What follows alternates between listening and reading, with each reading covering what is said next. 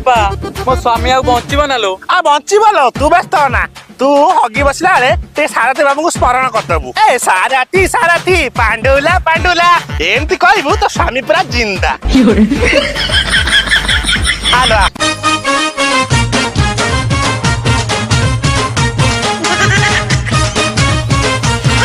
ଆଲୋ ଚୁମୁକି ହେଇପା ବେଙ୍ଗ ହଗୁଛି। ଝାଡାମଚାଣି ଆମକୁ ନ ଡାକିକି ଆଗୁତରା ବସି ପଇଲାଣି। ବେଙ୍ଗ ବେଙ୍ଗ ଲୋ ତୁ ଡାକିନି ତାକୁ। ବେଙ୍ଗ ଲୋ ବେଙ୍ଗ ବେଙ୍ଗୁଲି ଟେକା ଖଣ୍ଡେ ଦେନି ଶୁଣୁନି ସିଏ। ଆମ ଗାଁ ମାଇପି କଥାଲ ମାଇପି କଥାଲ ମାଇପି କଥା ଟିକେ ଶୁଣିଥା ମନେ ରଖିଥା ଶୁଣିଲେ ତୋର ଘୁରିବ ମଥା ଖାଲି ଖାଲି ଦେହ ହୋଇବ ବଥା ଅଜବ କଥାକୁ କାନ ଡେରିଥା ଆମ ଗାଁ ମାଇପି କଥା ପଳେଇଲା ପଳେଇଲା। ଆବେ